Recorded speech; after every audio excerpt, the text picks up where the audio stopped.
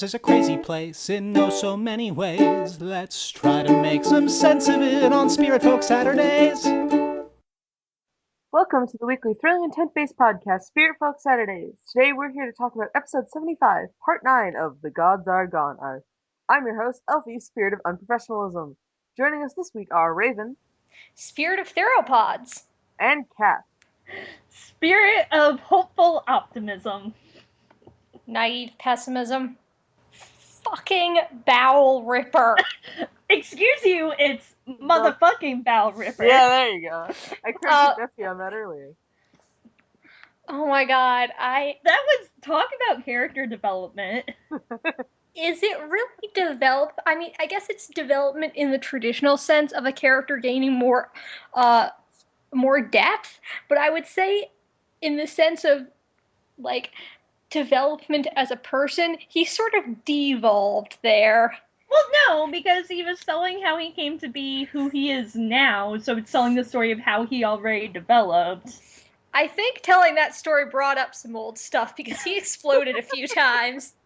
We haven't talked to him long enough to know that if he was going to do that already. I mean, consider how he kind of interacted with Kirlos.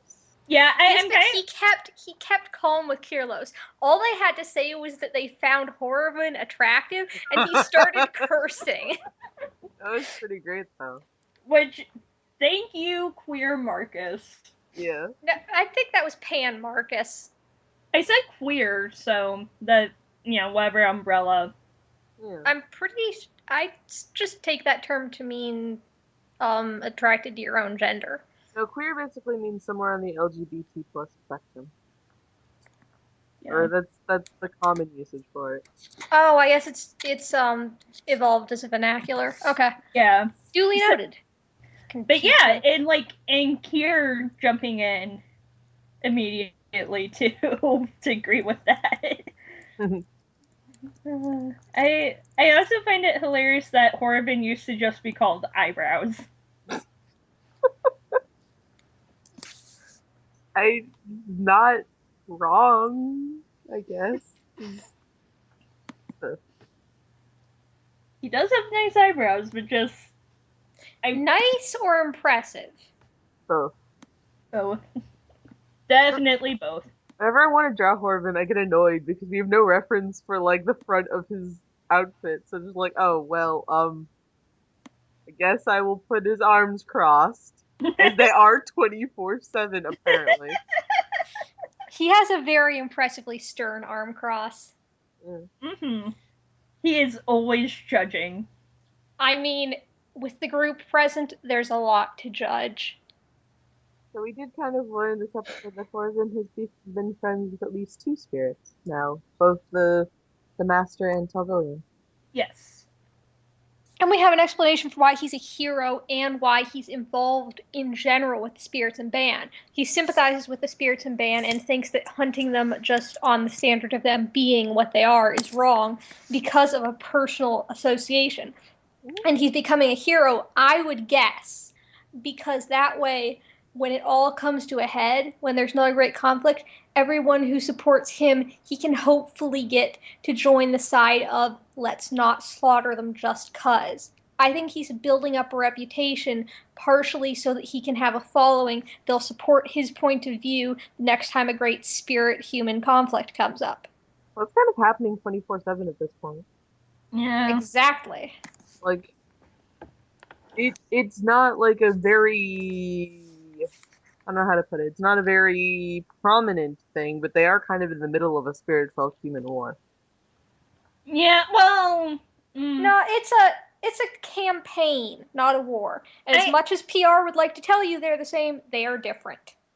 I'd say it's more just straight up an attempt by the humans to eradicate the Spiritfolk. And they're doing a good job of it. Yeah, but it's a general thing now. Now they mostly avoid them, or they'll send champions out to do them just as, part of a fetch quest type thing. It's not, an active hunting as much. Yeah, and, the, what was I gonna say? The Spiritfolk that we've seen, except for the hints of the stuff with Zeth, they don't really seem to, consider themselves at war with the humans. They just know that the humans are trying to kill them.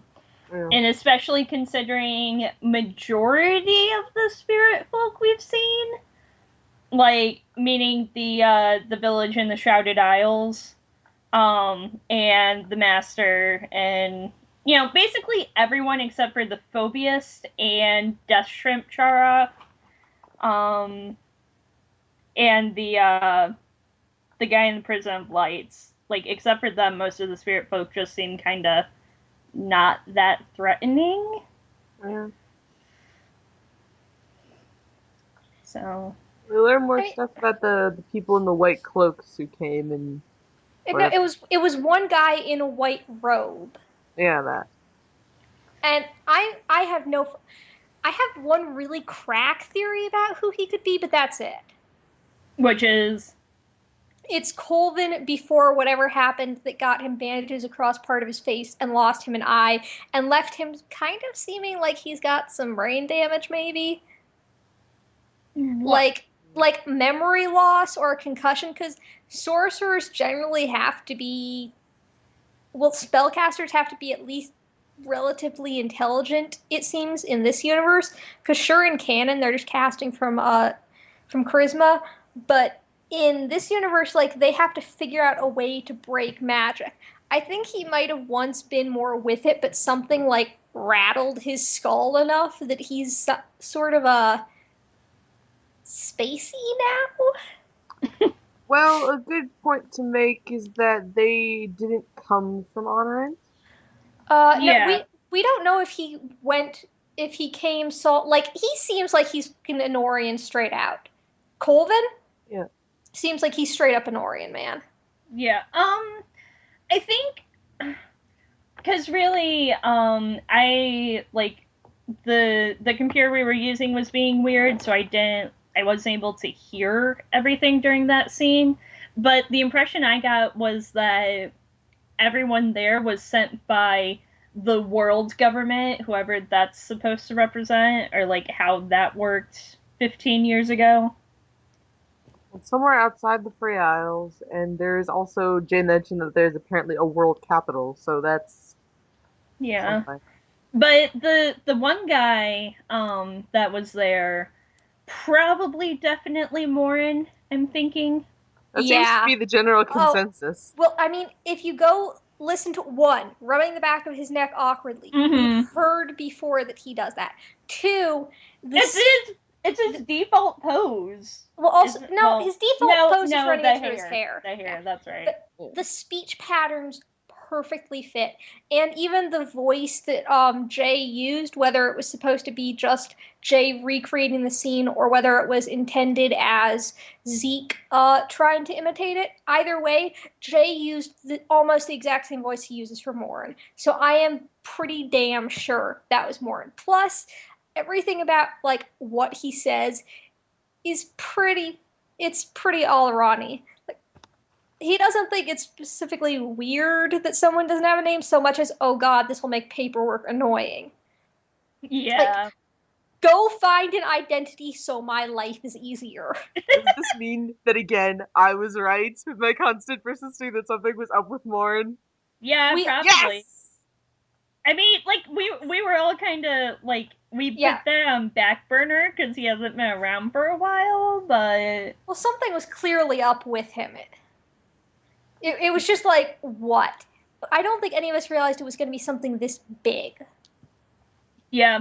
The real question is if Thog was there, or if this is after... No. I will say flat out, I would put money on the fact that Thog was not there, because I don't think Thog had ever left Alaron aside from business trips for stuff. Well, I definitely don't think he worked with the world government. This would probably be a business trip, and the world government presumably means representatives from everywhere, so... How do you go from world government to working in Meadshire, Cat? That's a step down. Morin went from working with the world government to apparently not having a job. No, he's a treasure hunter. That's a job. In any world that has adventurers, treasure hunting is a job. Maybe Thog pissed someone off. I'm thinking that Morin just quit because he wanted to be more of a free agent. I really don't see Thog having actually been to Honorant before. I mean, look at how much trouble he got in the first, like, when he was there with the party. It seems like he doesn't have experience with them. I'm pretty sure that he's only ever been, like, a little ways away from Alaron up until he joined the party. He was middle management, man. He was a schmuck, and then he got stuck with their absurd bullshit. I mean, I guess, but it's just like, you know, being somewhere else as a part of a business thing, which this would be if he was acting in any kind of official capacity, is different from like interacting with people on a person-to-person level, you know? Well, also, I mean, he didn't seem to know that much about Spiritfolk, and the Spiritfolk, like, that was the whole center of the conflict in Honorant. So if he had been there for that conflict, I think he would have known more about what was going on in the Shrouded Isles. He also might have been more hostile to the people there. Well, he seemed to treat them with the same kind of, like, general Ambivalence. attitude he treated basically everyone else. Ambivalence and vague disrespect. Yeah. Which, again, could be possible character development, because my reasoning is, you know, because you're right, it would probably be a step down from, like, world government operative doing stuff in Honorant to managing Meadshire number 7. So maybe he just had a realization, I don't want to do this anymore, pissed off the wrong person while informing his superiors of that, and got knocked down a bit. I don't think that Meadshire is connected to the world government. Well, I mean, if Alaron is connected to the world government, then... I mean, connected to or overseen by. I think the world government kind of is like the UN, but with more actual involvement, is the sense I'm getting. Like, and not necessarily made up in representatives of every country per se. What I'm saying is I think that they watch over everything. There's the reason that it's called the Free Isles, and that there's kind of been reference to the fact that the world government doesn't have as much, you know, interaction, I guess, with the Free Isles. Possibly. Like, the issue is that we don't know. Like, we don't know if the world government is still a thing. We don't know if, like, there was some kind of other war. We don't. I'm going to be honest, every time I hear world government, I think of One Piece. I've never even watched that show, but every time I hear it, I just think, show with a whole lot of water between a bunch of small islands and a world government that seems to have overreaching power that's terrifying. One Piece. I have interacted literally nothing with One Piece besides hearing maybe its theme song, and that's what I kept thinking of for some reason too. My God. I thought of a specific sentence to describe Thog, and I think it's quite accurate, is that he treats everyone with the kind of guilty until proven innocent mindset when it comes to incompetence. Like, you are bad at what you do until you prove otherwise. Yeah, that makes sense. I think you're bad at what you do until you prove otherwise, and then you're competent. Yeah. You will never be good. But yeah, yeah, just there's a lot there, and there's a lot that we can speculate on, but we don't have enough information to do anything with it, you know? Like, God damn it, guys, give us information faster. What even kind of government? Is it like a theocracy, a democracy, a monarchy? Who knows? Probably not a theocracy, honestly. Yeah, and like defeat the point. And it's really interesting that, like, none of the party reacted to it being mentioned, really? I would presume that it's a semi-representative democracy. Yeah. But we don't know at all. You know, I bet that the whole reason Marcus is in the Free Isles is to mostly avoid the world government. Probably. Possibly. I mean, it seems likely. If he actually pissed off the Dowager Empress of Tanakh, if I got that name right, which I probably didn't. Tanhouse, Tanakh, something like that. Right? See, it's hard, right? But if he actually did that, then that would mean that now he has 2 countries after. Sorry, if he pissed off Tannhauser enough, he has 3 countries after him. Wait, what's this Dowager Empress thing? I don't. The last episode of the very first arc. I'll tell you the same thing that I told the Dowager Empress of Tahas Knot. Oh, okay. For Crimes Against the Realm. You'll have to catch me first. Yeah. That is the point at which I always start cracking up, no matter how hard I try and keep a straight face. Well, they just come Yeah. with the whole thing of we have no idea how much of anything that comes out of Marcus's mouth is true or not.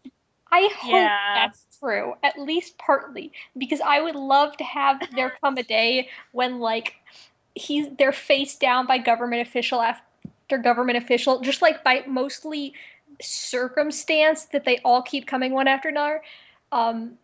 And they're all God. like, and it's you! And they keep going, oh my god, Marcus, you weren't kidding. And Marcus is just like, okay, which country are you from?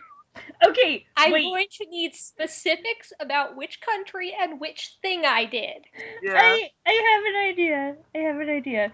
Assuming that the world government is still a thing, and that the Free Isles are free because they're not part of that anymore, what if they start a civil war in the Free Isles because the golems in Altrea go with the world government because then they have more resources to try and track down Marcus if Marcus is pissed off enough people. I said it during the special podcast, but it's Marcus Philosophy's very terrible, horrible, terrible, no good, very bad day. I was just listening to that, and that's part of what prompted the idea, yeah. Yep.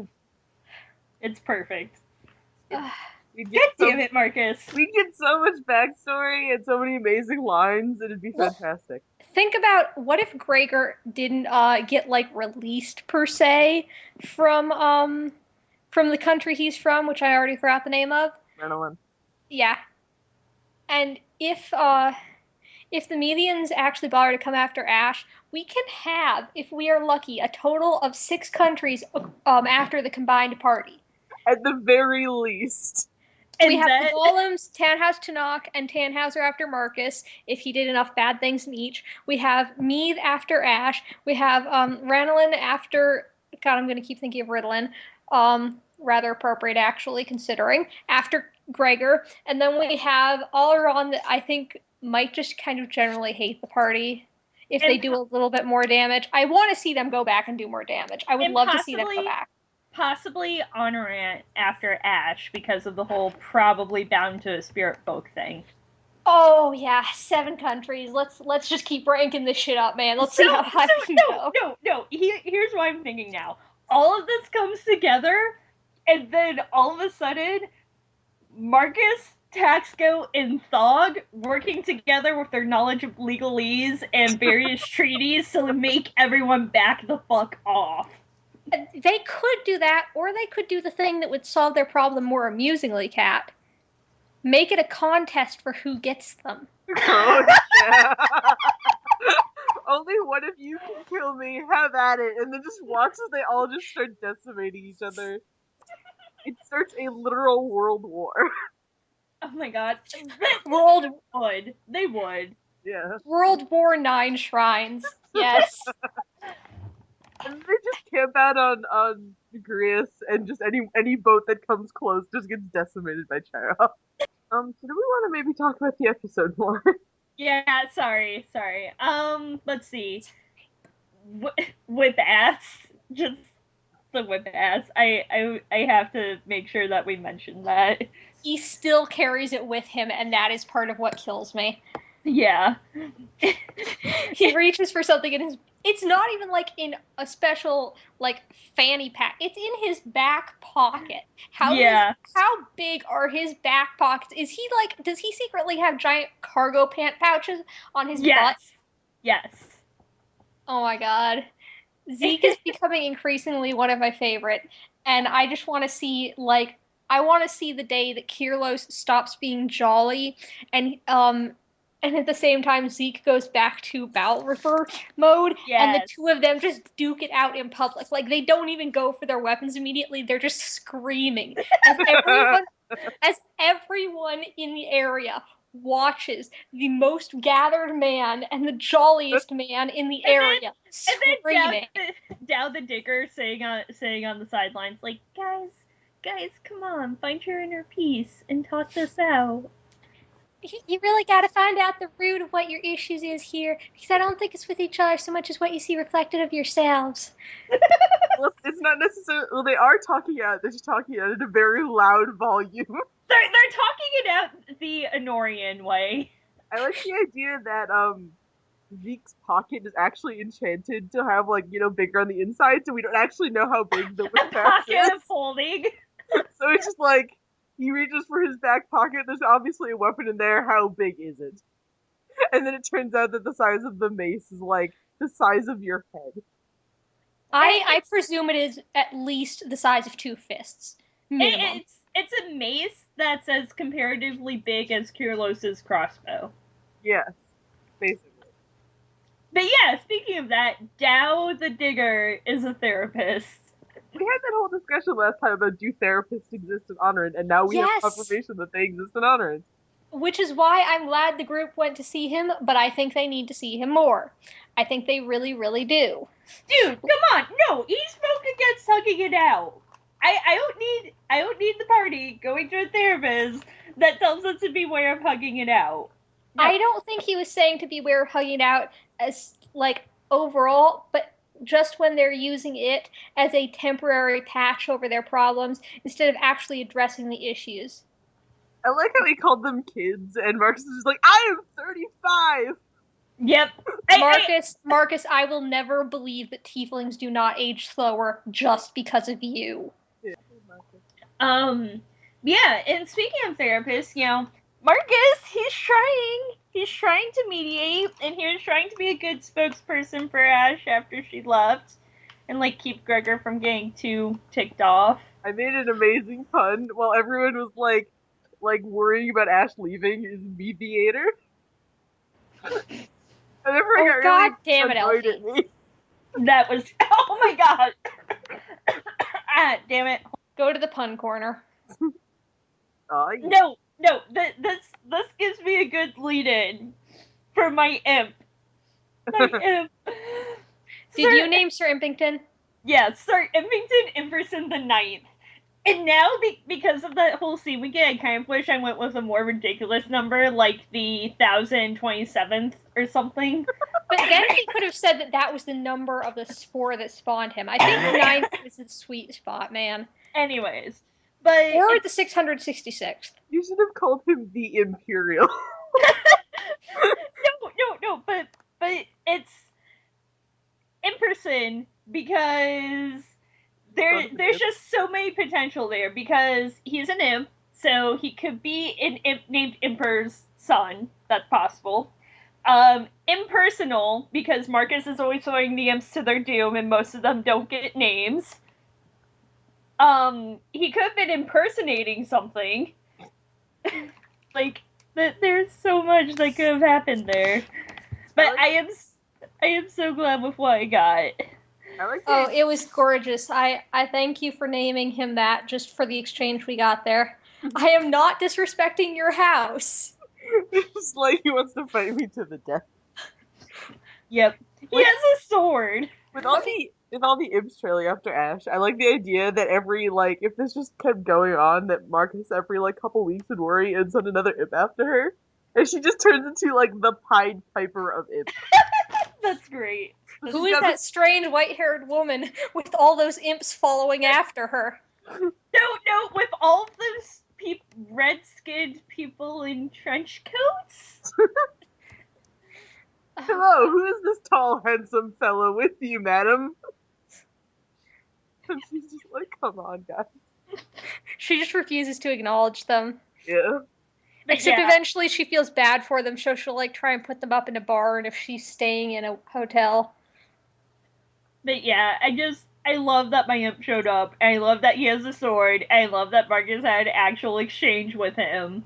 Oh god. Because I started thinking of her being a mother to the imps, and then I started thinking Ashe, mother of imps. So now I'm just imagining her dressed like Daenerys, but with an imp perched on her shoulder and doing the screech thing. Oh god.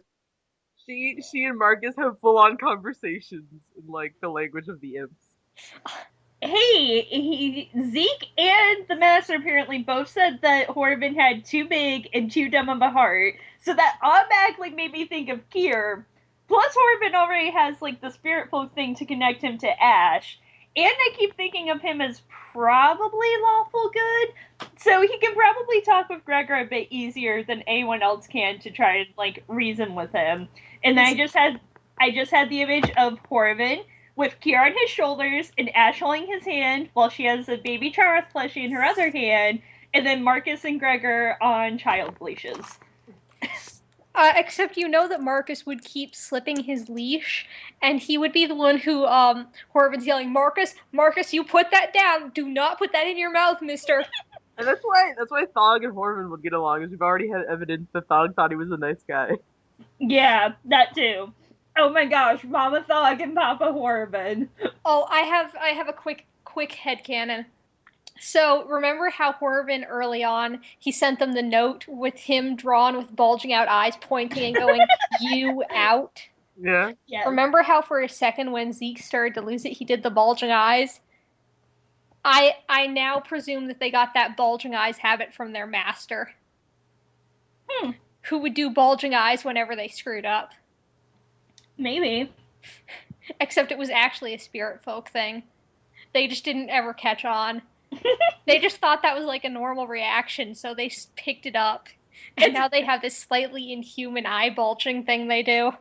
They thought it was another secret technique. And so they, like, tried to figure out how to learn how to do it from him. And then when people started freaking out when they would do it, they figured, look, the technique is working! I made a connection in my head to the Master, like, disguising himself as a human and not saying anything to Zeke or Horvin, apparently. And how the Spiritfolk in the Shrouded Isles treated everyone when they first showed up, because, like, did everyone in that village, like, have human disguises at first? For some reason, which is kind of random, but... I think it's because they were scared that humans would come back with a Godslayer and they didn't want to be slaughtered. Yeah, so I'm thinking, like, it's all coming full circle in the Godslayer thing, plus maybe they heard about all of the bad shit going down in Honorant with Spiritfolk, and they're like, nope, if humans show up, we're just going to pretend that we're humans, because all of us are kind of wimpy. For all we know that some of the Spiritfolk from the Free Isles are from Honorant, because they're refugees. Ooh, I like that. Because they said that Spiritfolk started coming from all over. Yeah. So a bunch of them are probably refugees. Also, can we connect the fact that Ashe seemed really upset at the idea that you cared more about what he was, even though he clearly cared about you? Yeah. Like, I think that was speaking both, like, in terms of her, hey, if they care about you, does it really, like, matter if you somehow think they believe they're above you? In terms of her guardian thing. And I think that was talking about, like, her concerns on the group and just a general empathy. There were so many possible layers, oh my god. Yeah, mostly it's going with probably, like, a self-defense thing and, like, worrying how the others would react to what she is. Which just, Ashe, my baby, no. And she got annoyed that he didn't even consider avenging the Master. Well, like, I think it's worse that he actually gave his master's skills to the bastards who killed them. Like, I'm so with young Horvin. I actually want to see the adventures of young Horvin. I would pay for that. Yeah, I think if it was just a not seeking revenge thing, I don't think Ashe would have reacted as defensively as she did. I think it was solely the you're siding with the people that killed him thing. Which does correspond to how she's reacted to similar issues in the past. Especially since, Yeah, with Telvillian, it was like, what you want to give his power to the people who, the people who drove him to this. Like, it's a general theme that she doesn't like people siding with someone who wronged a supernatural creature. Well, not even that. It just seems like I didn't phrase that well. It's just like you're going against the wishes of someone who's dead and can't speak for themselves anymore. You know, like the least you can do is honor this last thing that they were doing. Yeah, that's more what I meant. I did a horrible job phrasing it. I'm assuming there's implications or like there's relation to something in her backstory having to do with that, but that's just a guess. Yeah. Hey, so I think like there was a general fan acceptance that she probably inherited the guardian thing from her mom, right? Yeah.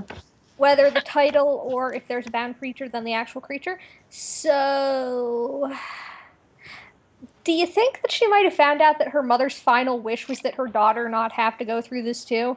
That is what I was thinking. Oh, that would make sense. I do that occasionally. There's something really closely related to this. Well, she would have definitely inherited the title because it was the lineage of the Guardian. Right. So she would have definitely inherited it. And presumably it's through her mother because, like, from what she said, like, her dad was probably a normal human. Yeah. Her dad was still alive, at least. Yeah, but, like, from what little we know, because she said, like, you know, he doesn't have white hair, he was a guy, basically. Let us also acknowledge that one line where it's, do you know if your parents are magically inclined? And she goes, I know if my parents are magically inclined. Yeah, and just, the fact that she seems to have only been raised by her dad with as little information as we know. Yeah. So that would... Gonna be honest here, if it turns out that her mother's dying wish was that her child not have to go through this, and she goes and we find out that she went rage monster after it, I'm going to start calling her Albino Gara for maybe a week. I'm 95% sure that is a Naruto reference. No, Garo is its own... Oh, you said Gara. Okay. Yes. Sorry, what did you think I said? Garo, which is its own thing that I barely know about. I just know it's a really good anime. That's all. So it was a Naruto reference. Yes, Elfie, you get a cookie. Go get yourself a cookie. Yeah, just Ashe, my precious baby, talk to your friends. Shit, now I'm imagining it though. It's stuck in my head. Ashe with the panda eyes and the little thing on her forehead and a gourd. No. She'd look cute with panda eyes.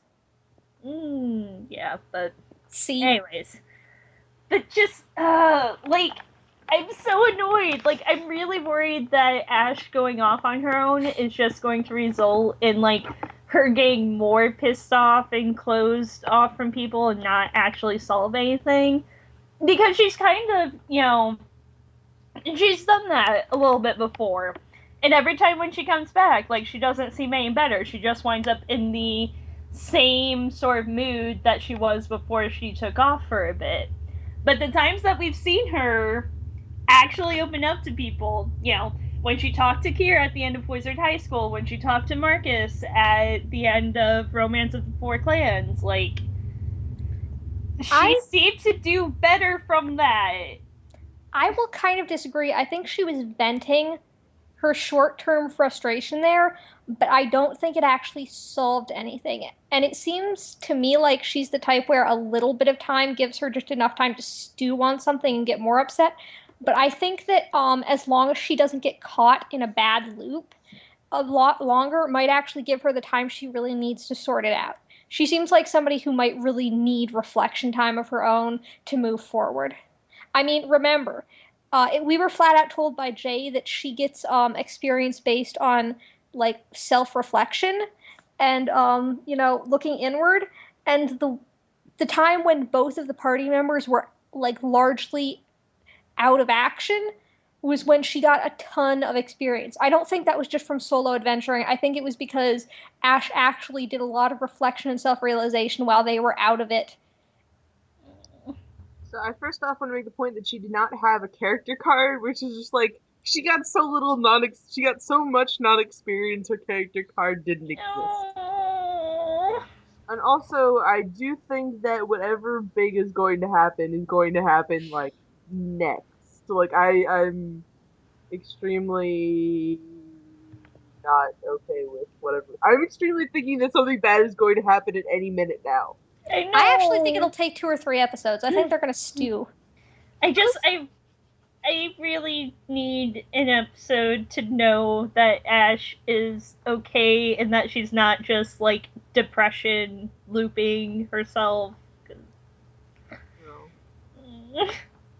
My poor precious baby, come back. Was that an evil laugh? I feel bad for laughing at cats. That was an evil laugh.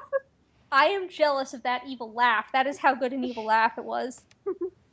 It's okay. I want. You want your babies to be okay. Yes, I want my babies to be okay, and especially Ashe, because I just so much self-identity and like projection onto her. Let's also give acknowledgement to like Gregor and Jackson for going from like hating him for 2 arcs to being like, wow. Everyone's like, yeah, basically. Yeah. I'm very upset that Gregor made valid points. I am actually really happy because like there's been so much going on that Gregor just keeps making decisions while everyone else is still trying to figure out what to do, and that made me like mad at him because he's not paying attention to the rest of his team. He's self-involved. But now that we have this, it's like, oh yeah, that's why I liked him originally. He's actually a pretty good friend. Yeah. He's just kind of sort of impulsive-ish. Like, impulsive in a different way than Marcus is impulsive. I feel like there's a different word for it if I can't think of it. He doesn't take time to think things through, whereas Marcus just has poor impulse control. Mm-hmm. One of them doesn't hesitate, the other doesn't do self-control well. Yeah. Yeah. Why are you so mad that, like, Gregor had some good points, Raven? Because I've been so frustrated with him, and now he's actually making semi-valid points. That's basically what happened with Neffy. He's just like, oh, well, I don't like Gregor that much, and then after the episode, just like, Gregor is my new favorite. Yeah. I mean, I'm still not thrilled with Gregor, but, I can't really blame him too much for being selfish, because at this point we've seen that, like, we increasingly are discovering that nasty shit happened, and he's clearly got some trauma issues that need to be talked. He needs to talk with Dow. Just, like, one-on-one sessions about his issues. Long, one-on-one talks with Dow about the Outriders and what he thinks is and is not healthy behavior. Okay, I was going to make the joke that his name is Dow the Digger. Is he Dow the Gold Digger? No, I think it's more, maybe since he's a therapist, maybe it's he digs into people's problems. No, I was trying to figure out why he's called Dow the Digger, because He's Dow the Digger, head of the Gold Clan, so yes, he's Dow the Gold Digger. Yay! Oh. Yes. Plus it works with him being a therapist. But yeah, see, the issue with that is, would Gregor listen to anything Dow tried to, like, guide him towards as far as realizations and development? I think he might. Gregor doesn't listen to external things, but Dow seems good at guiding people to realizing things themselves, just like providing gentle nudges in the direction they need to look. I think Gregor listens when he wants to listen, but whenever he's come to a very clear realization, he doesn't see any reason to kind of acknowledge other people's ideas. Like when people try to educate him on something he's unaware of, he's like, "Oh, okay, I will understand this. I will listen to what you have to say." But then when it's something he's already made up his mind about, it's like, "But I'm right. Why? I'm already right." You know? He's very much a child in that sense. Yeah.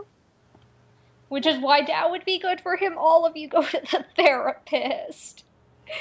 Except for Marcus. Marcus actually seems surprisingly aware of his own emotions and what's going on. Marcus, you're excused. You can go have recess early. I think Kier would benefit from the therapist. Yeah, probably. Kier would... No, like, there'd just be one session, like 4 in, there'd be one where Kier came out, like, actually angry for the first time any of them had seen him, like, just fucking raging flat out. He might actually pick a fucking fight with an Enorian, and they'd all be wondering what the hell happened. And Dow, yeah, I think he finally unlocked some of his really locked away anger, man.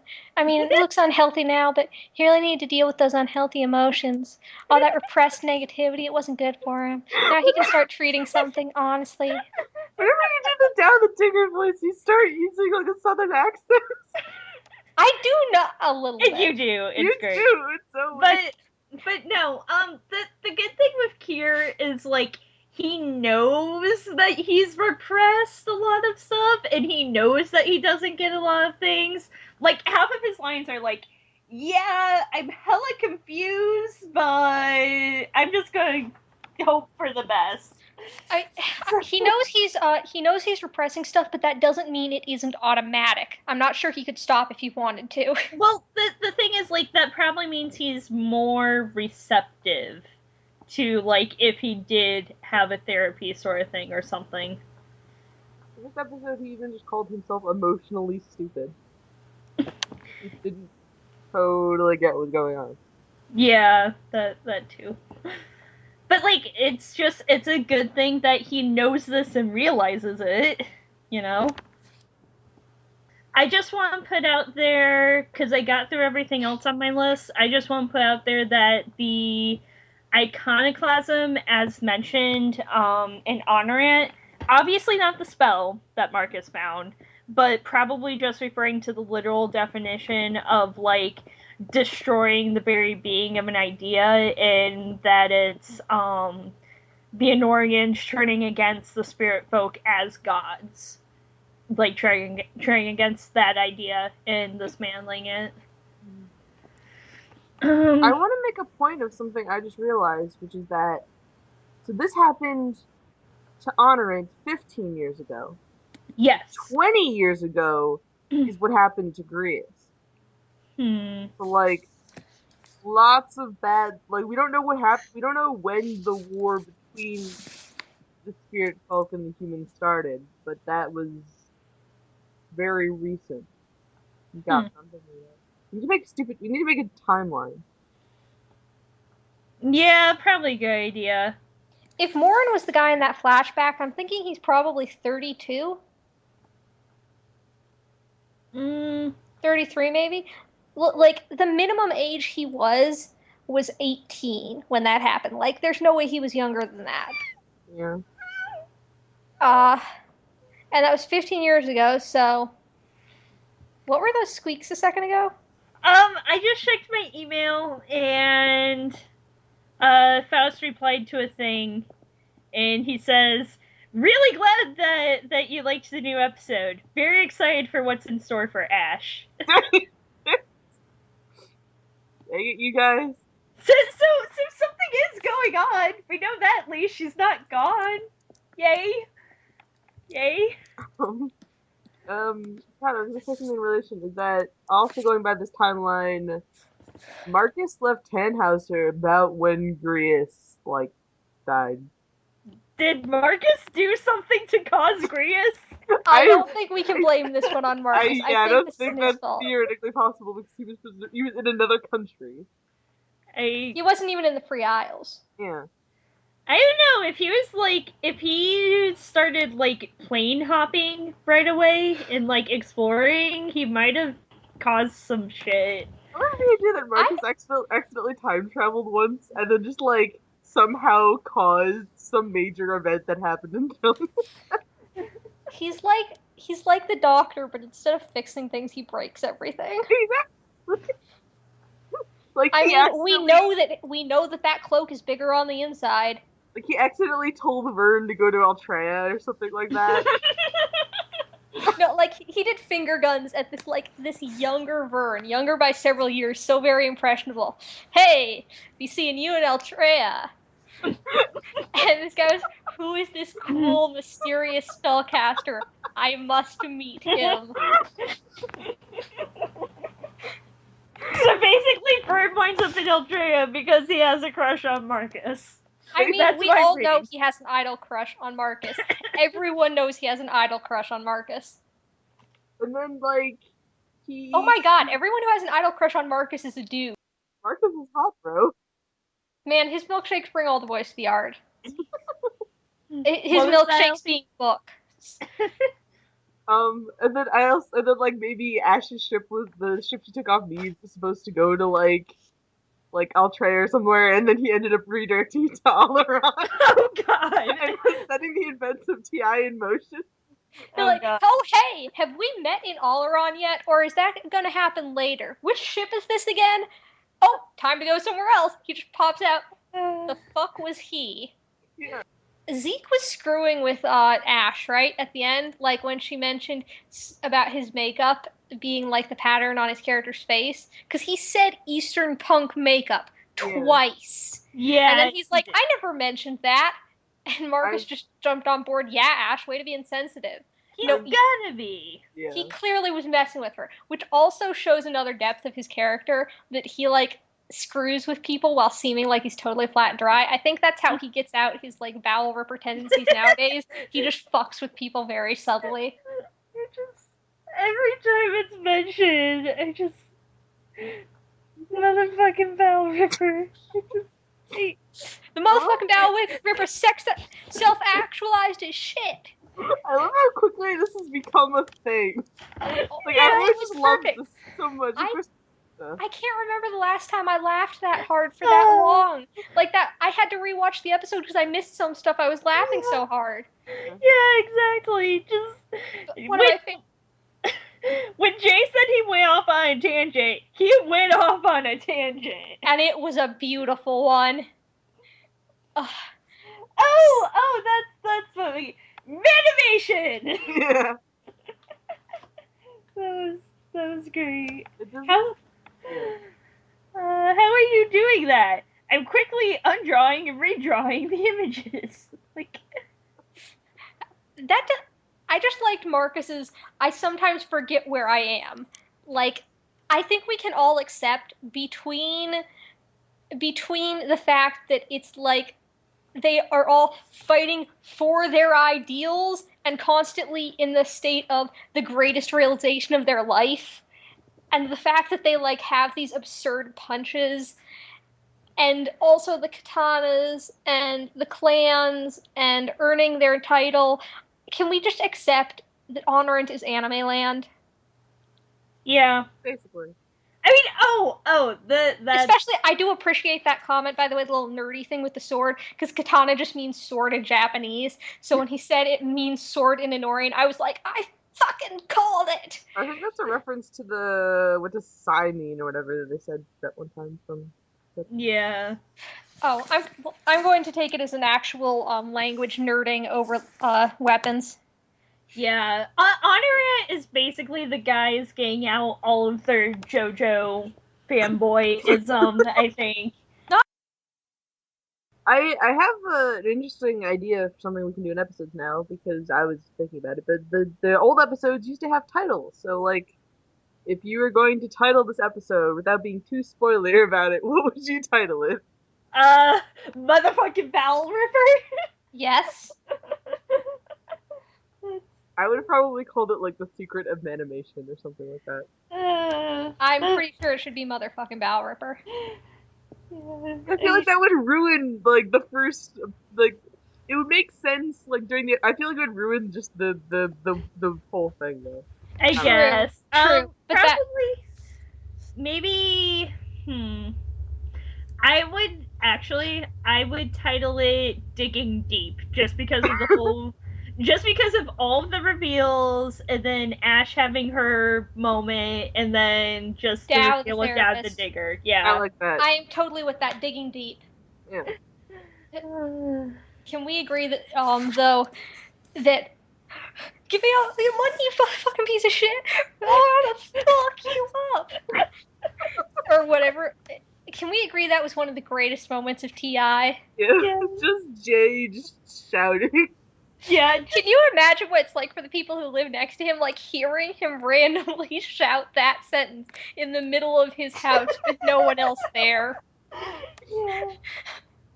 I feel like, I wonder if he doesn't live in an apartment, then, like, there'd be people above and below him to hear this too. Like, what the I fuck hope is going so. on there? Like, they just hear, give me all your money if you don't want to get fucked. Like, what do they think he does? Anyway, I actually have just on my list to bring up stuff from last week because I was thinking more about divine magic being the same as Spiritfolk magic Yes. and what that entails. Not that. I don't think it's like the same. Okay, all Spiritfolk magic is divine magic, but not all divine magic is Spiritfolk magic. Let's I would argue clarify it's that. the other way around. Yeah. All divine magic is Spiritfolk magic, but not all Spiritfolk magic is divine magic. No, Spiritfolk. I'm going to agree with Elfie because, like, Kirlo specifically said divine magic is using stuff from the Spiritfolk. But he also said drawing from gods. I don't think he just meant like, okay, are Spiritfolk the only gods in this setting? That would be the. We don't know. Also, why don't they ask more questions about the setting? Well, admittedly, most of the stuff I've actually come up with about just divine magic is from the Golem arc, which is like one of my new favorite things is just like, oh, hey, remember this thing from like a year ago? Yeah, well, it's relevant now, bitch!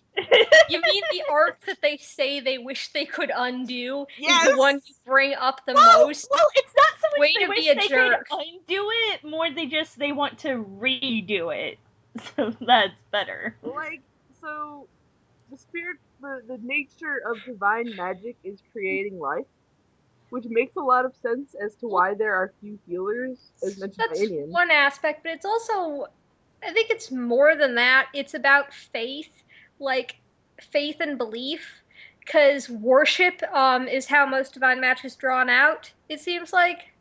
Well, that's just what they said. That's what they called divine magic, because the business of divine magic is the creation of life, which makes a lot of sense also for Spiritfolk, because their whole thing is that they die and they come back to life because they're literally made of the magic of life.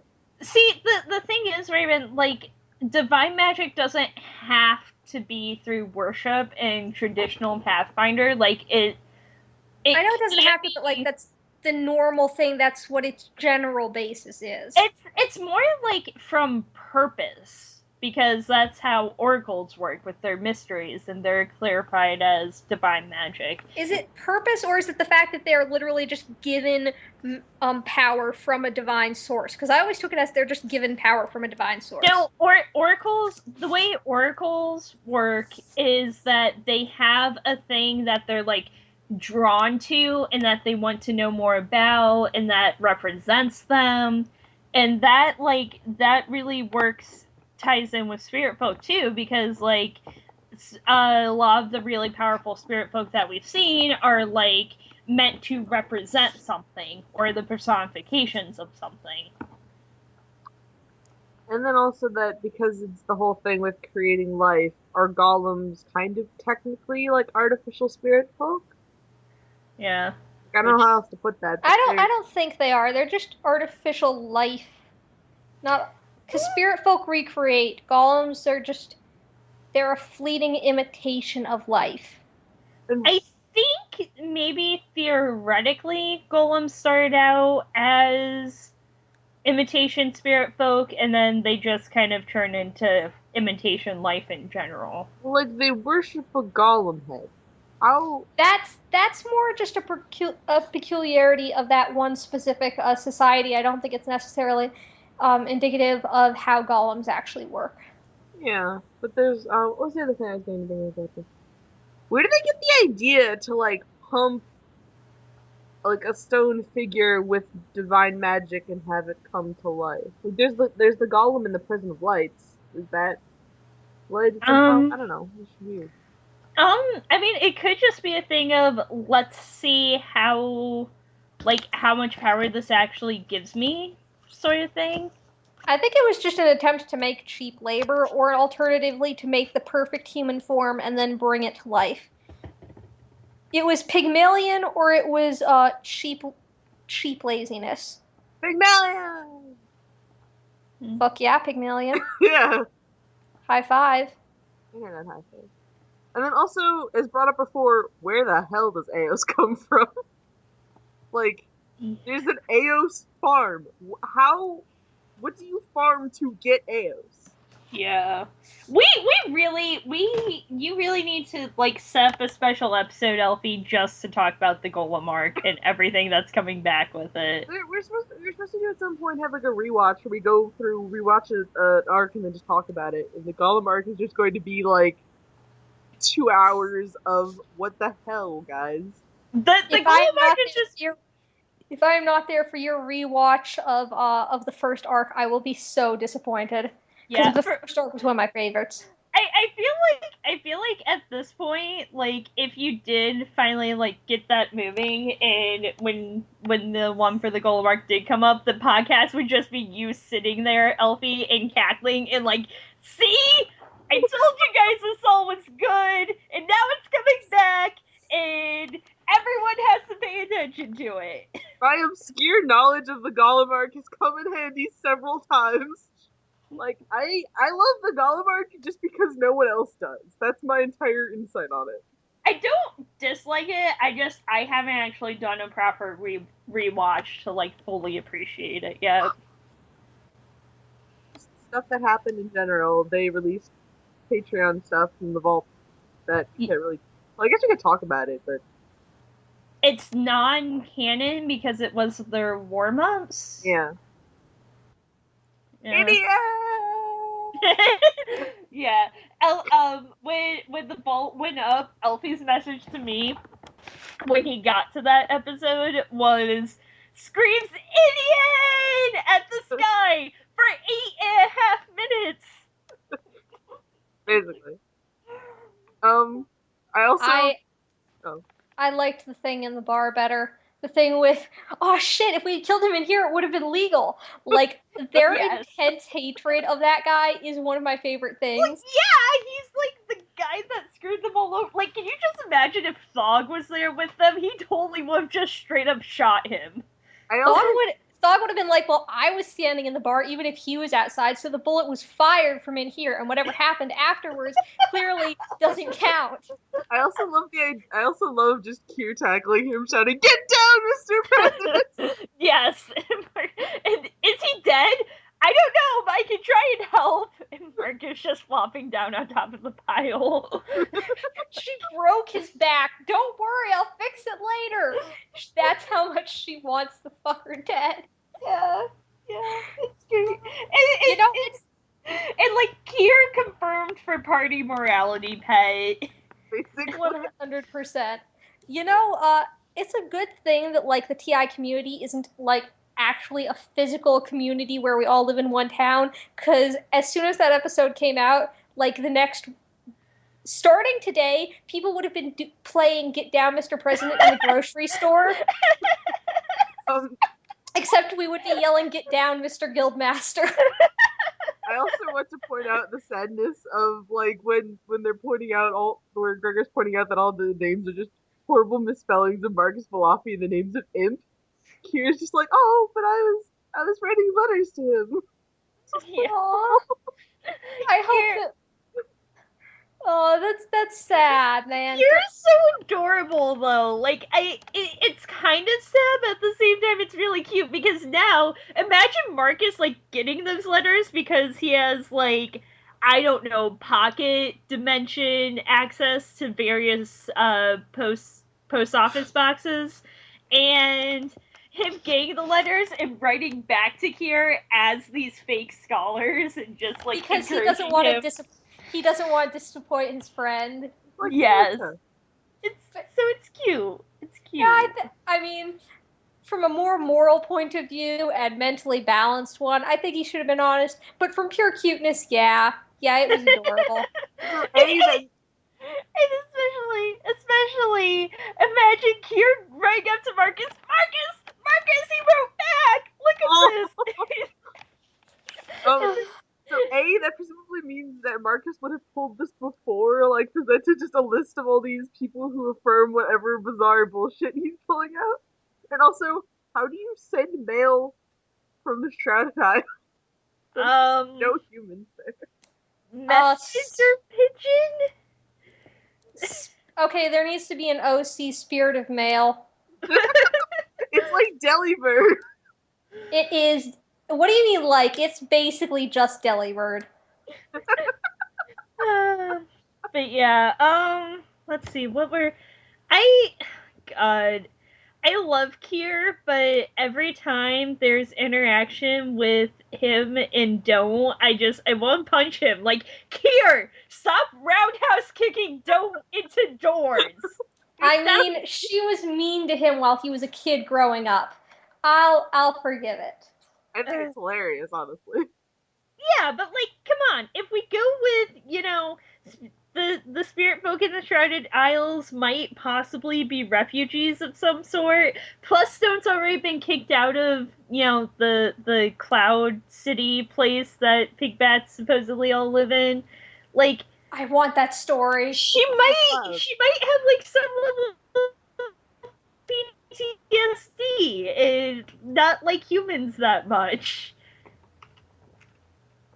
I don't know. I just want Kier to stop abusing the poor Pigbat. The Pigbat also needs to stop abusing him. How many times did she say he was basically like an animal? Imagine hearing that when you're the only member of your species left alive. I'm just saying, nobody's in the right here. Nobody's in the right, so let's laugh at both of them being in the wrong. That's the therapist session we need to see. Down the Digger talking with Kier and Don't at the same time. Now, is it really about each other that you have the issues, or do you think this comes down more to a species thing that you absorbed in your youth? I just love the gradual southern accent. It's not a gradual. No, Kier, please put the Pigbat down. Don't put her out the window. That's not going to be very productive to our session. Kier, you gotta stop letting violence solve your issues. You can't use the Pigbat as a blunt force weapon. Now, let's talk about this freezing water. What is this?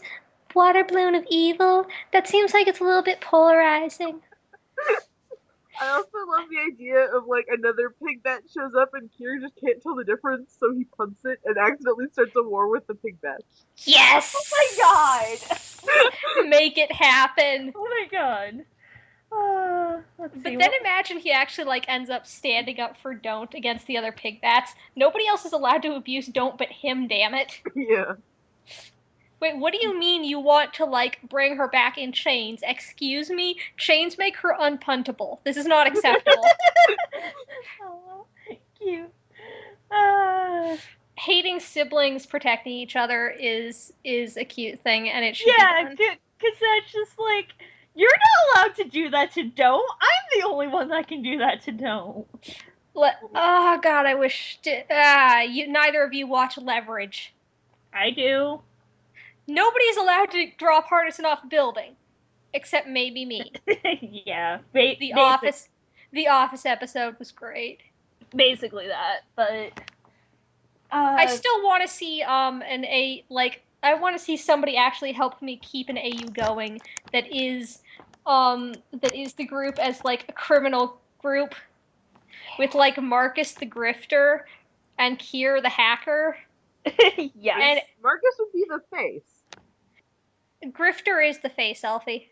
Yeah, Grifter's the person that, like, has to act in a whole bunch of different roles and, like, basically be the person that the Mark is talking to, and that they're gets the bluff such a check role for it. master. So basically the criminal version of the A-Team. Yeah. Yes. The criminal version of the A-Team. Exactly, actually. That's a fantastic way of describing them. Except there's 5 people instead of 4 in at least the thing we're referencing. Thog is obviously the mastermind. There's no question here. Ashe is the thief because Gregor has to be the hitter. Is Ashe the thief, or is Ashe just like their general, everything's going to hell anyway, you're going to take X role, also go kick ass? She's the backup hitter. Can I take a moment to suggest a G.I. Joe Renegades AU? I know nothing about G.I. Joe, so... Well, basically, G.I. Joe Renegades is like a version of the A-Team, except they're all on the run from the law. And so they basically just commit a bunch of felonies anyway. But the A-Team is on the run from the law. Yeah, but this one is kind of like a more extreme version of that. And like also there's a ninja and lots of sci-fi stuff. Huh. And they do Interesting. commit they do commit several burglaries. Several burglaries. Because their whole thing is they're trying to take down a criminal organization. So it's like Yeah. that Wait, that is G.I. Joe Renegade the movie? no. That's Okay, it's because animated. I have some issues with the G.I. Joe movie. I love the G.I. Joe movie for all the wrong reasons. Anyway, but like, you know, So much sexism. there's the badass with red hair who's like her name is Scarlet and she has her best friend is a ninja. Oh my gosh. And this guy that dies in like the second episode and comes back at the very end of the season with superpowers and stuff and Yeah. Oh my I gosh. think everybody gets it. Yeah. Oh, and can we talk about the fact that like in those warm ups, Marcus basically poisoned the Lily Clan pool with his imps. That was just so silly. They're literal water balloons. Yep. So, well, then don't isn't really, yeah, as imps are in fact by their definition evil. They are actual water balloons of evil.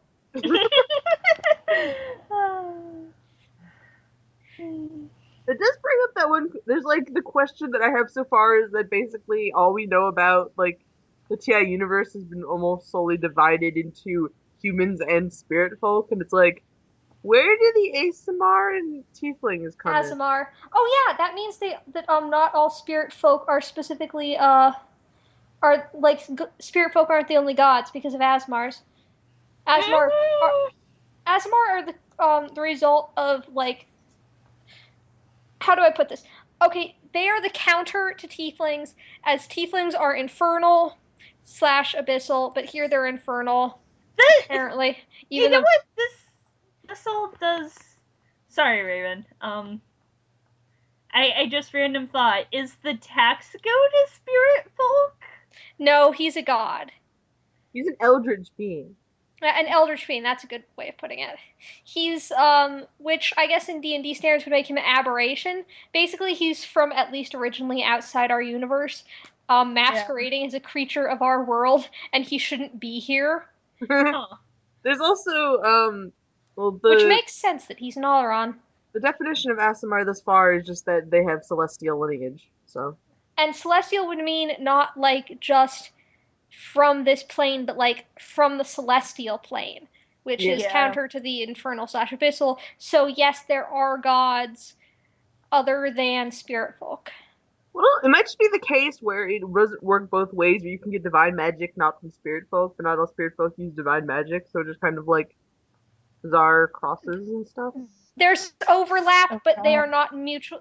There's overlap, but they are not always mutually present. I feel like by the end of this, with like spirit folk can or might not be gods, and some gods aren't going to be spirit folk, and divine magic can come from either, and this, that, and the other. I feel like eventually this is going to turn into a chart of like We need a flow chart. Trying to explain how the European Union works and like who's a part of that and like how their stuff connects. Like, it's going to be just as messy and very hard to explain.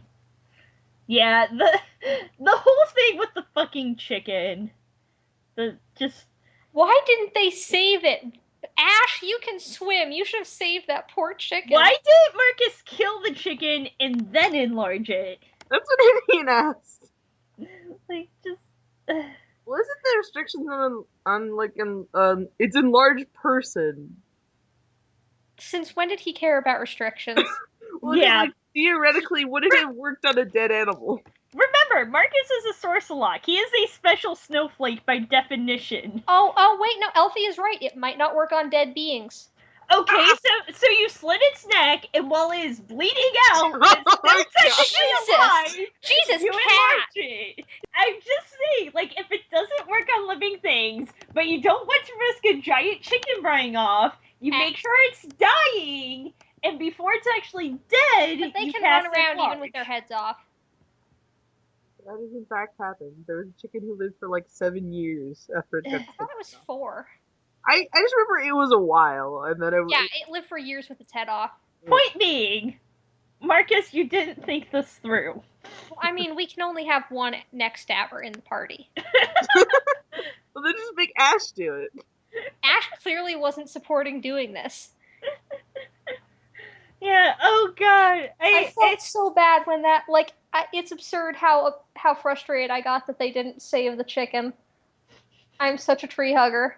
I'm just surprised that Ashe managed to find the baguette. Like, well, does this happen before then or after that? Because either that was a reference to this, or this is a reference to that. True. I think probably after. Yeah, pretty sure this was a reference to that. Yeah, because, like, I don't think Jay would just have them casually run into Inian until one of them had actually run into Inian. You know? Like, he wouldn't use it for a warm-up unless he already established that she was there in a canon thing. Yeah.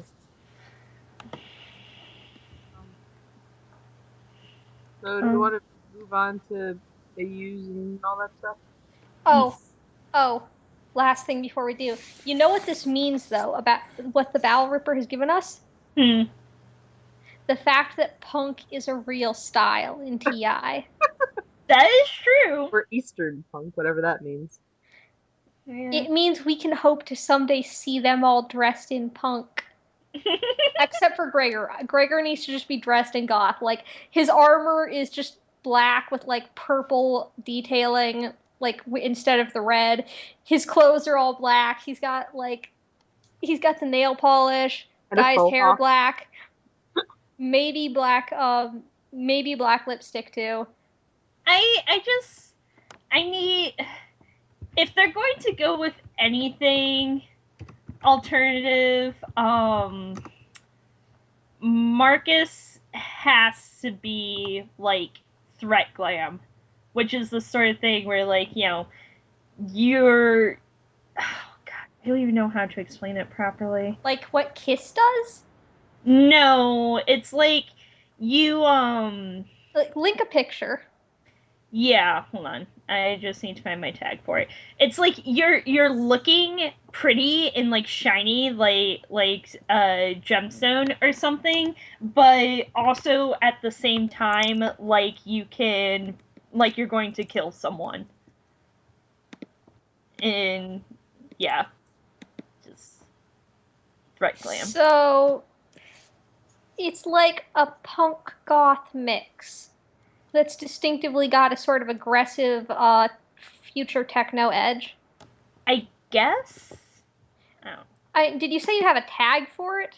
Yeah, but like I can't find a whole lot with it because it hasn't actually caught on that well, and it makes me sad. Instead of just dressed as like a punk, they should all be different variations of punk. So like cyberpunk and solar punk and steampunk. Ashe needs to be straight up punk. Yeah.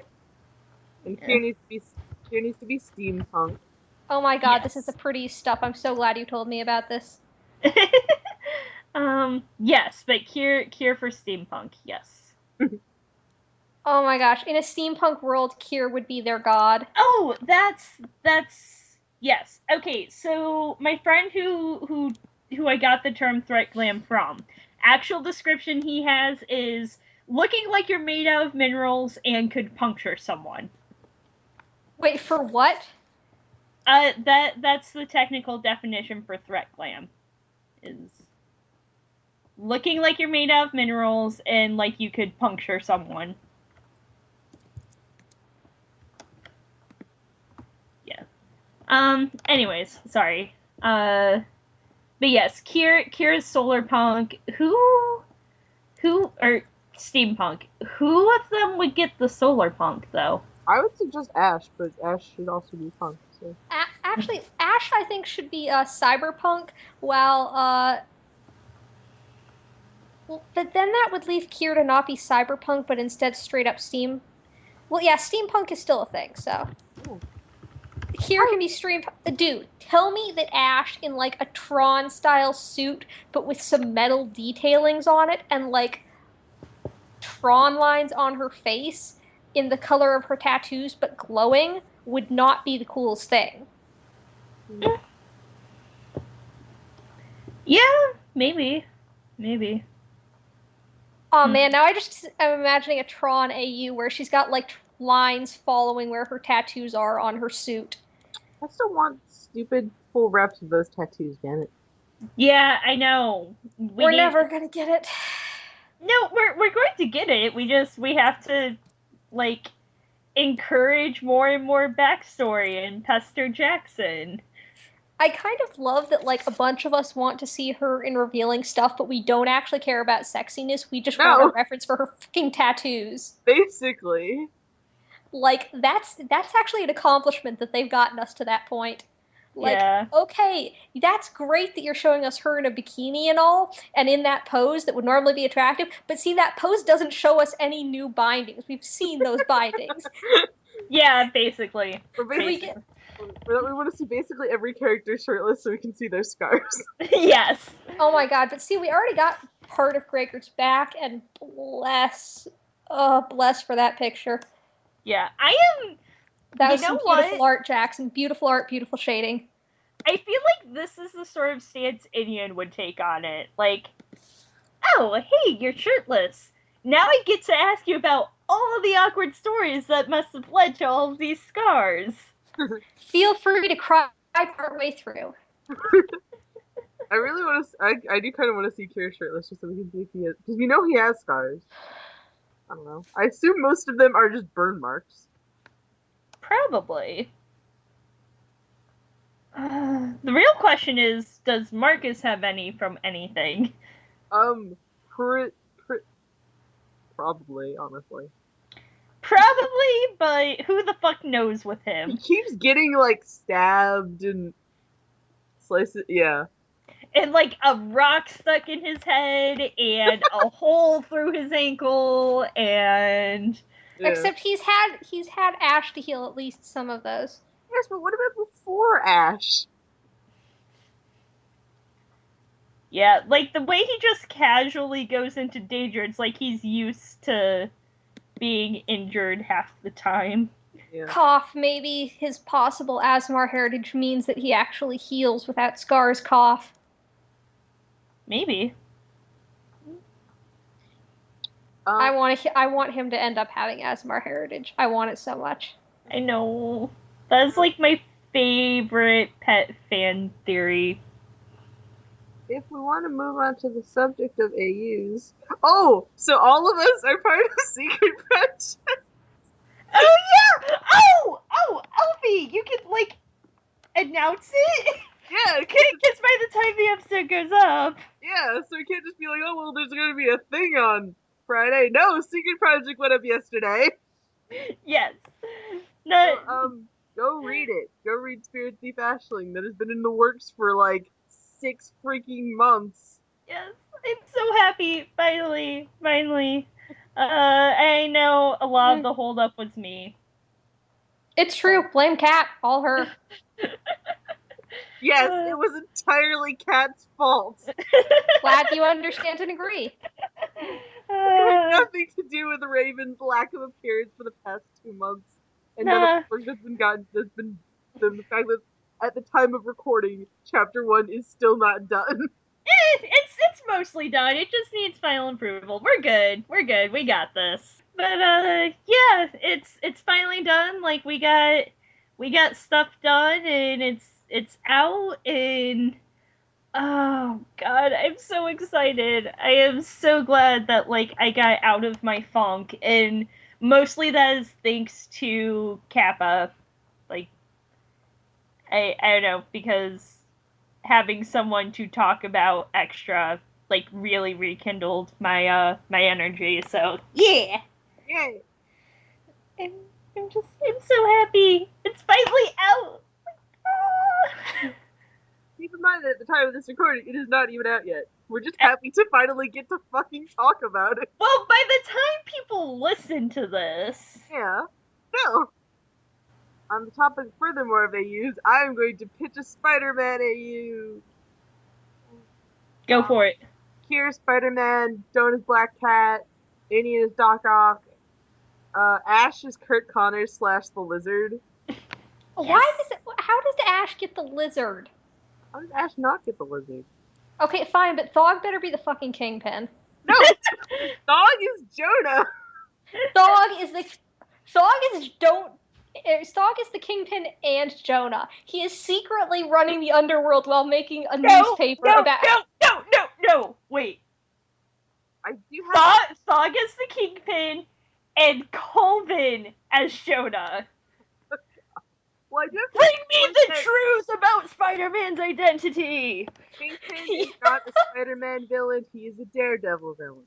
Yes, I but remember he him being a shows big up part of in the both. 90s cartoon. Yeah, so. he was a big part of the 90s cartoon for Spider-Man, and he's shown up in both. Well, I do have to make. Well, the reason I'm being very specific about it is because I don't know a super ton of like other characters that are only vaguely connected to Spider-Man. So like, Are you only basing this off of Amazing Spider-Man?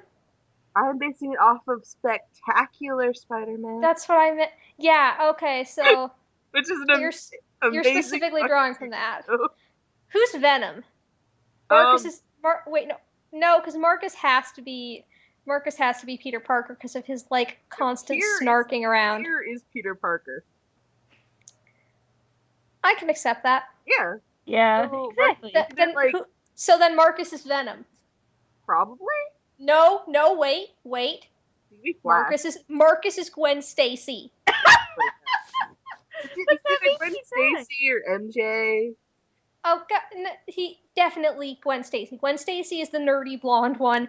MJ is the one who's been ruined by so many things. That means that he dies. Yeah. Shh, no, he doesn't.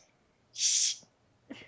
And thus brings an end to the Silver Age of comic books. Anyway, Oh God, one more day. Okay. You know what? I'm sorry. I think Ashe needs to be Black Cat because white hair and really badass female. No, Ashe is the lizard. Shit. Why is she the lizard and not the badass female who's juiced up on a semi-super serum? Because that's kind of what also happens to Kurt Connors, except he kind of turned into a rampaging monster and tends to kill things. But Yeah, and also he really was a scientist. Ashe isn't a scientist. She could be a thief, but he'd made like the serum himself. I also do have to pitch the fact that both Ashe and Indian would have doctorates in this AU, and that makes me laugh for some reason. Oh God, they think about all of the like theoretical fights they could get into and like bashing each other's specialties. I don't see the lizard thing. It's like, because I suggested it, I distinctly remember this. And I was just like, well, because from what I remember, you know, has a thing they're working on to try and help people, and it goes horribly wrong, and then this whole turning into a monster thing. Like, I just linked that with Ashe's magic and healing, but she can't go all out because she might turn into an emotionless monster. Yeah. That's like how everyone keeps making Hulk jokes when we suggested an Avengers AU. Vern would be the Vulture for some reason. I don't know. That seems to fit. Colvin would be Kraven. Also, there's an amazing scene in Spectacular Spider-Man where they go out to where the Sinister Six has just been gotten together by Doc Ock, and they go out to dinner. Like, they've just all escaped from prison, and they've got an entire, like, squad of police all, like, you know, surrounding them. And someone goes, well, what are they doing? And the guy goes, I think they're having dinner. So they're, like, discussing their plans over dinner, and there's this terrified waiter. And Ock is like, oh, check, please. And something falls off the wall, and the waiter goes, on the house, sir? Doc goes, how kind of you. And wise. And just Indian doing that is an amazing idea. Oh my gosh. See, I almost would find it more amusing if the waiter just like carried on like it was completely fucking normal, and then you saw them back in the kitchen having a breakdown before they went out to bring out the check. They take their job very seriously. Yeah. Oh God, is there anyone we could think about too?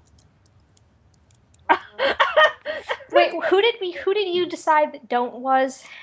I said Black Cat, but if not Black Cat, then what? Yeah, Black Cat, because Black Cat and Spider-Man flirt a lot, and don't and Kier is like it's not even a no TP because that means that it's a possible ship that you don't agree with. It's not even a possible. To be fair, he has like 6 different love interests that I He can has name off the top of 3. my head. He has Gwen Stacy, he has Mary Jane, and he has Black Cat / whatever the hell her normal name is, and nobody really cares what her normal name is. Lisa Hardy, excuse you. Actually, from what one of my boyfriends was telling me, Spider-Man before Gwen Stacy and MJ, Spider-Man was kind of a playboy in that every issue, like almost every other issue of the comics, he had a different girlfriend or something. Yeah. And Gwen Stacy was knowable because she was actually around for a little while. Sally Averill, Betty Brant, Liz Allen. Gwen Stacy was also notable because she was one of the prime examples of fridging.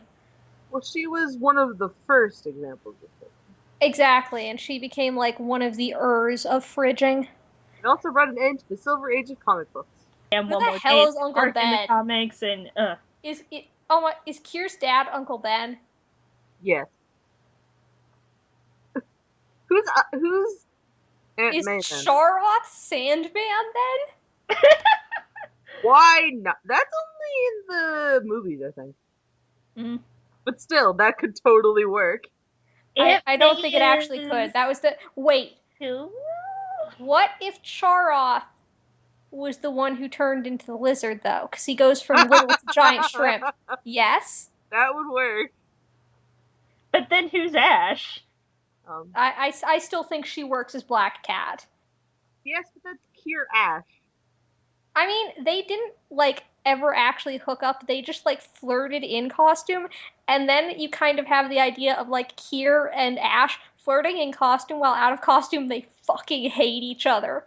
Imagine one of them finding out and, like, no, I've been flirting with them. That is actually a thing that happens in the comics where Felicia Hardy finds out who Spider-Man is and just like, oh god. She's just like, oh god, no. So it's perfect then. Yeah. No, that means it's even more perfect for Don't and Kier. Like, but that means even just in costume having them flirting. Also, Don't should be no, that would be a little too weird. Don't be the Rhino. Yes, it's accepted.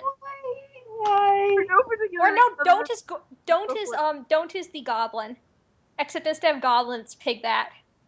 Don't is the Green Goblin. Okay. Who's Don't is Harry the Green Pigbat. Excuse you. Who's Harry then? Oh god. I guess Harry would be Killil. It would have to be the other way around then. Actually, no. Killil would be. Oh wait, no. Madam Web doesn't show up in Spectacular, does she? No, but she's in the comics. So Madam Yeah. Web. So Killil could be Madam Web. Gwen Stacy hitting on Madam Web. Weirdest thing ever. I kind of also wanted to suggest Marcus as Harry, or Gregor could work as Harry, I guess. Gregor could definitely work as, or Gregor could be Venom. Well, think about it. Like, person who out of costume, like, has an issue with Parker, and then in costume is just, like, everything that Peter Parker is as far as being tough and being this and that. Venom is that, but better. Like, Kier thought he was the strongest human being until he met Gregor, and Gregor blows him the fuck out of the water. You know, the thing is generally that Eddie Brock and Peter Parker were, like, close friends, and then bad things happened, and then they hate each other now. Who'd be Flash Thompson? Remind me about him. Wasn't he just He's a bully with a heart of gold who picks on Peter, but then when he gets older he becomes like friends, and in the current comics he's Agent Venom. Because yeah, why not? Maybe he should be Gregor instead? I guess that'd make more sense. Yeah. We have spent a long time discussing the Spider-Man AU, and I am very happy about it. Yay! No. Yeah, I've got Thero and Kappa, since it's finally like more available, more widely available. They helped me flesh out the Strange Magic AU a little bit. So Thog and Ashe are the Bog King and Marianne because they're both they've both been hurt before and they're closed off and they don't want to admit that they like each other because they don't want to admit to liking anything at all because pain. But they so obviously have something going on together. Like, everyone can see it. And then Marcus and Kier are Dawn and Sunny, which makes Marcus Ashe's sibling in this AU. And the whole thing is, Marianne doesn't believe in love anymore, and she just wants to focus on protecting those she does care about. And Dawn flirts with everyone, wants to find her true love sort of character. So just imagine Marcus being this gigantic-ass flirt, which he basically is, and constantly trying to get Ashe to, open up a bit and, be the best she can be, because you never know when you'll meet that lovely someone. There's more than one someone. And Kier, Sunny is Dawn's love interest, who's kind of her best friend, who she loves, but she doesn't realize that she loves him yet. So it takes the events of the movie to kick that into gear. And then there's this whole thing. Marianne in Strange Magic is so against romantic love because she was engaged to a dude and then found out on their wedding day that he was cheating on her. So, but he really, really, really wants the political power that marrying her would bring him. So he's constantly trying to get back with her. So this smarmy asshole is Ballast McGee. I can accept this. I mean, I haven't watched Strange Magic, but I can accept. See, didn't Ballast McGee finally give us a role that we badly needed filled? Yes, the asshole, just the asshole. That's all it needs to be. The skeezy asshole, let's be specific. Yeah. We needed a general asshole, we had Vern. Yeah, Ballast McGee is the skeezy asshole that no one likes. Ever. And then who else? If we ever do a Disney one, he's getting Gaston. I just want you to know. Yes. Perfect. And then I couldn't figure out which dynamic I liked more, but I think I'm settling on Indian is the Sugar Plum Fairy, which basically means she's there to taunt everyone about how much they don't know and give cryptic hints about what they actually should be doing. And she makes the love potions and totally fucks up everyone's day. On a scale of 1 to 10 for fucking up days with love potions, are we talking Midsummer Night's Dream level, or... Yeah, I mean, because, Strange Magic is, based on a Midsummer's Night Dream, so... Should I just watch that after the podcast, and after I'm done writing that thing I promised I would write for the other chat? Yes, I will give you the link, so... But yeah.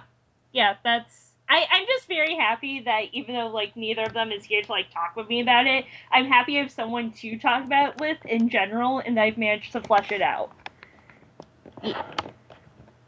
So all that leaves is, what do we think is going to happen next time? Yep. Alright. I continue to think that terrible things are going to happen, or Ashe is going to talk with either Horvin or run into Indian. Yeah. I hope not Indian. I think that would push her farther in a bad direction. I just want Indian around more. Yeah, I'm going to second Elfie and just be maybe Ashe will finally have just... maybe she'll, 1, have a spotlight episode for all this stuff that she's doing away from the party, finally. And 2, just that she gets a chance to talk with someone. I don't care if it's someone from the party goes after her to catch up with her, or she bumps into Horvin, or she bumps into Indian. I think Horvin would be best for... Sorry, go ahead, sorry. Oh no, you're fine. Like Corbin probably would like be the most immediately helpful, but just in general, have her talk with someone in some way, shape, or form and get better, not just go off on her own. Yeah. I am going to put money on the fact that bad things will not happen next episode.